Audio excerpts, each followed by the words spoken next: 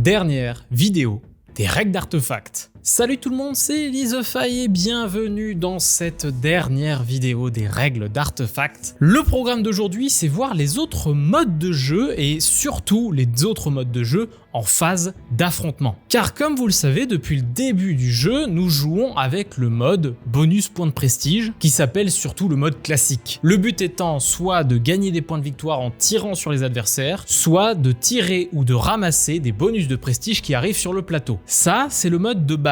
Aujourd'hui, je vais vous présenter les autres modes de jeu. Et ces modes de jeu, ils ont des petits jetons que vous placez sur votre zone d'affrontement. Pour dire, cette phase d'affrontement aura ce mode de jeu. Ces modes, les voici. Le mode course, le mode tir, le mode collecte, le mode capture, le mode évaluation et surtout le mode solo. Mais avant de vous présenter ces modes, je tiens à vous dire merci. Merci d'avoir regardé ces différentes vidéos d'Artefact et de soutenir le projet jusqu'au bout. La deuxième chose que j'ai à vous dire, c'est que Artefact est un jeu que vous pouvez jouer en équipe. La règle est simple, vous ajoutez vos points de prestige à toutes les personnes en équipe et vous ne pouvez pas vous tirer entre vous dans votre équipe. Simple, clair, efficace. Et maintenant, dernière ligne droite, les modes de jeu.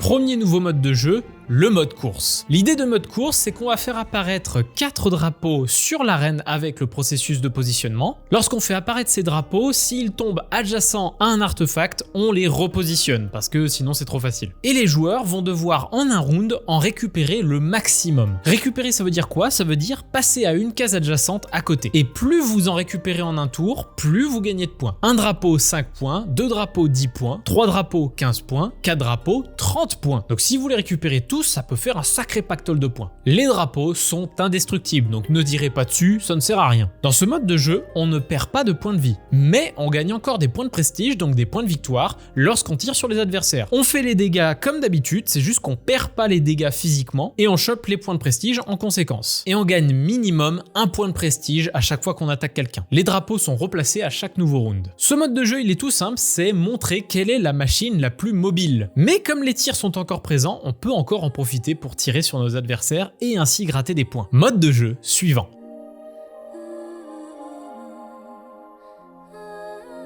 Le mode de jeu suivant, c'est le mode tir, et le mode tir, c'est l'inverse du mode course. On va voir l'artefact qui a le plus de possibilités de tirer sur des choses. Pour ça, on a 4 cibles qu'on place sur l'arène, avec le processus de positionnement habituel. Lors de l'apparition de ces cibles, s'ils sont adjacents à un artefact, on les repositionne, comme les drapeaux. Et un joueur, pendant un round, va devoir tirer sur le maximum. Une cible 5 points, 2 cibles 10 points, 3 cibles 15 points, 4 cibles 30 points. Les cibles ne sont pas destructibles, et la même chose, si les joueurs se tirent dessus, ça rapportera des points de victoire, par contre pas de PV perdu et un point de prestige minimum. Et bien sûr les cibles sont replacées à chaque nouveau round. Et donc vous imaginez que si un artefact se place devant une cible, il va gêner le tir car on ne peut pas tirer derrière l'artefact, sauf avec évidemment l'installation balistique qui le permet. Un mode de jeu qui fait l'inverse du mode course et ça peut être assez rigolo. Mode suivant maintenant.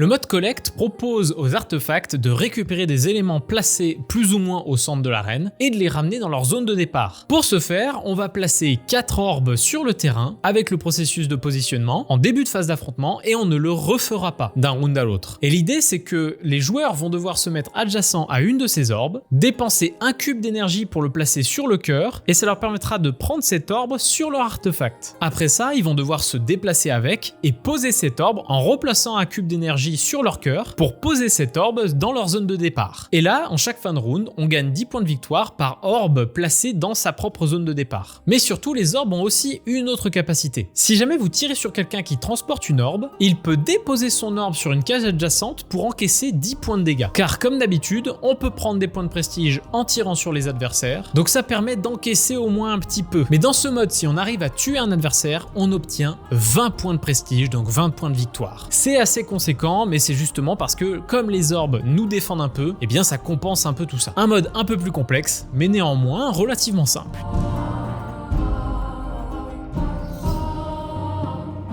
Le dernier mode d'affrontement, c'est le mode capture. Le mode capture, on va placer ces différents éléments sur le plateau, sur une des cases adjacentes à notre zone de départ, un par couleur d'artefact, et le but est de récupérer les cristaux des adversaires pour les ramener dans sa zone de départ. Comment ? Eh bien, à chaque fois qu'on tire sur un de ces cristaux, chaque 10 points de dégâts infligés à ce cristal va le repousser d'une case. Donc si vous faites 40 dégâts, vous le repoussez de 4 cases. Et s'il va contre un mur, eh bien il va rebondir dans l'autre sens. Donc le but est de ramener ces cristaux dans votre zone de départ, et si vous y parvenez, le cristal disparaît et vous gagnez immédiatement 30 points de prestige. Un sacré pactole quand même. Et comme d'habitude, on peut mettre des dégâts aux adversaires pour gagner des points de victoire. Voilà pour les différents modes de jeu de phase d'affrontement, mais il y a un mode de jeu différent qui se place aussi sur une phase d'affrontement, mais qui n'est pas finalement une phase d'affrontement, c'est le mode évaluation.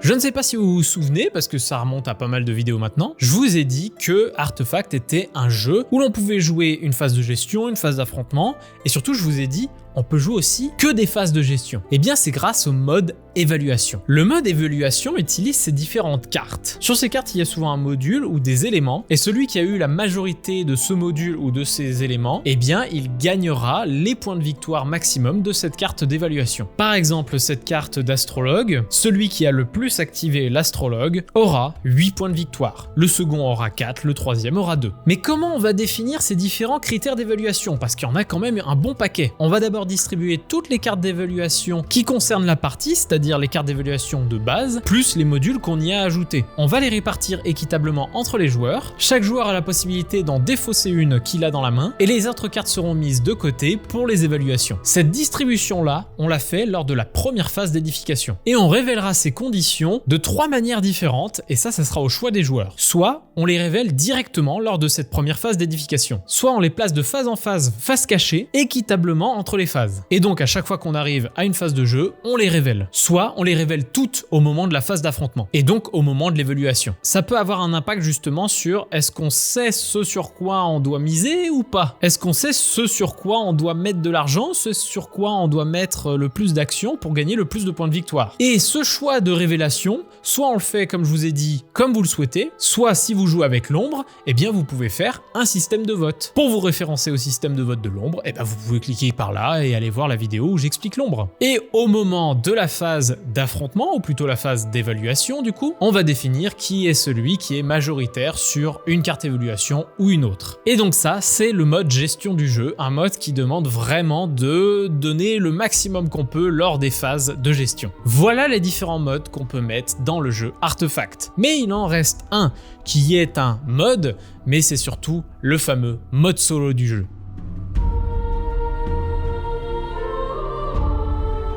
Lors d'un mode solo, les phases de préparation sont un tout petit peu différentes. En effet, vu qu'il n'y a pas d'autres joueurs pour bloquer sur les actions, eh bien on va placer des joueurs fantômes qui joueront sur les actions. Ils auront cette fameuse roue qui définiront leur tour. Le joueur solo va faire bouger les jetons des artefacteurs fantômes en les déplaçant soit de alpha à bêta, soit de bêta à alpha. Par exemple, si les deux chiffres sont 4 et 5, eh bien il se déplacera dans ce sens-là, puis ce sens-là. Et donc ça va bloquer les différents espaces sur le plateau. On peut jouer avec un ou plusieurs joueurs fantômes, l'idée est d'ajouter plus ou moins de la difficulté. Donc ça c'est pour les phases de gestion, donc ça va rendre les phases de gestion quand même un petit peu complexes. Mais pour la phase d'affrontement, eh bien il n'y a qu'un seul mode de jeu possible, c'est le mode automate. Un mode dans lequel vous allez essayer de survivre un maximum contre des machines qui vous attaquent. Des machines automatiques, d'où le nom automate. Au début de cette phase d'automate, vous allez faire apparaître 4 automates dans l'arène sur leur phase 15 PV, car elles ont 2 faces, une phase 15 PV et une phase 20 PV. Vous les tirez au hasard, elles ont différentes couleurs, c'est normal, c'est parce qu'elles ont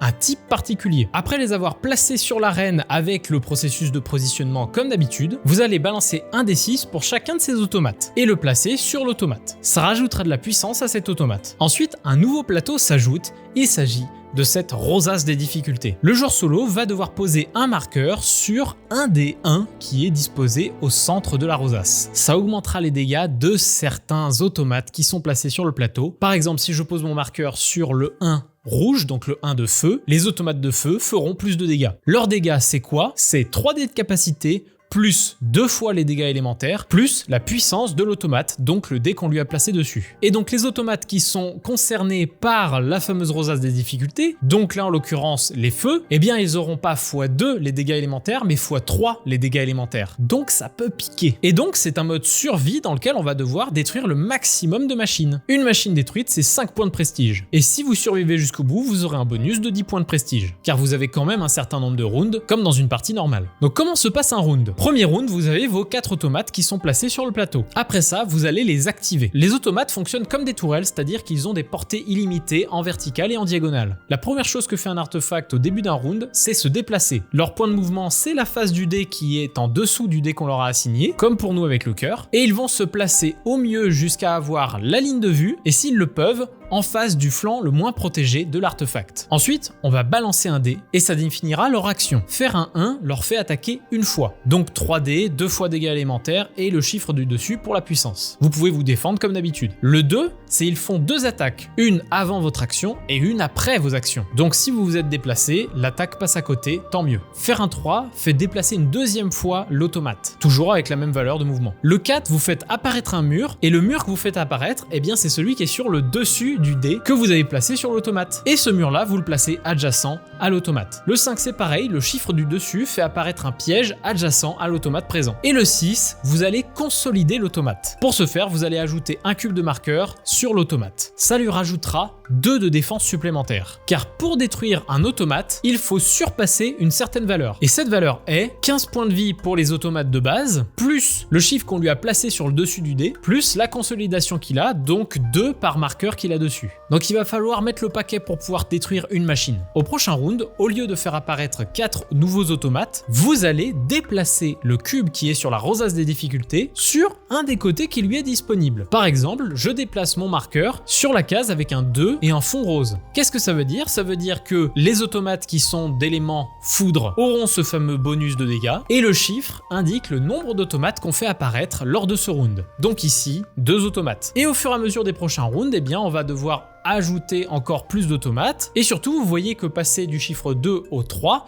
il y a un point au milieu. Et bien ça veut dire que sur 3 des nouveaux automates que vous ajoutez, il y en a un qui sera doré et qui sera donc l'autre face avec 20 PV. Donc un peu plus résistant et surtout leur capacité de mouvement sera doublée. Ça fait des machines un peu plus costauds. Et tout ça jusqu'à arriver à une valeur de 5 avec 2 points, donc 5 dont 2 automates dorés. Ça peut être extrêmement puissant, extrêmement compliqué à gérer sur l'arène, mais c'est ça qu'on aime. Et à la fin de cette phase d'affrontement contre les automates, on va regarder combien de points de prestige vous avez gagné et la comparer avec la valeur de votre machine. Ça vous rappelle peut-être quelque chose, la valeur des machines? C'est les points qui sont attribués par les différents types d'éléments que vous avez à l'intérieur de votre machine. C'était dans le cas par exemple où vous vouliez faire une machine sans faire de phase de gestion. Et donc on compare la valeur de points de prestige que vous avez fait avec la valeur de votre machine. Vous divisez cette valeur avec la valeur de votre machine et si vous avez une valeur supérieure à 1, vous pouvez dire déjà que vous vous en êtes pas trop mal sorti. Mais plus vous avez une valeur haute, mieux c'est. Voilà, c'est tout pour aujourd'hui, c'est tout pour les règles d'artefacts, c'est tout pour ce mode solo. J'espère que ça vous a plu, j'espère que ça vous a donné envie de tâter ce mode solo d'artefacts et les autres modes de jeu d'affrontement ou juste le mode gestion d'artefacts. Artefact va arriver bientôt en Kickstarter, il est par ici en haut à droite, je vous laisse y aller, il arrive très bientôt. Vraiment, c'était quelque chose d'éprouvant de faire toutes ces règles, hein. Vous imaginez bien, hein, c'est très long à faire tout ça, mais je suis très content d'être arrivé au bout et d'avoir tout fait pour vous faire les trucs les plus clairs possibles. Je vous donne rendez-vous la prochaine fois, il reste encore peut-être quelques vidéos artefacts, mais surtout je vous donne rendez-vous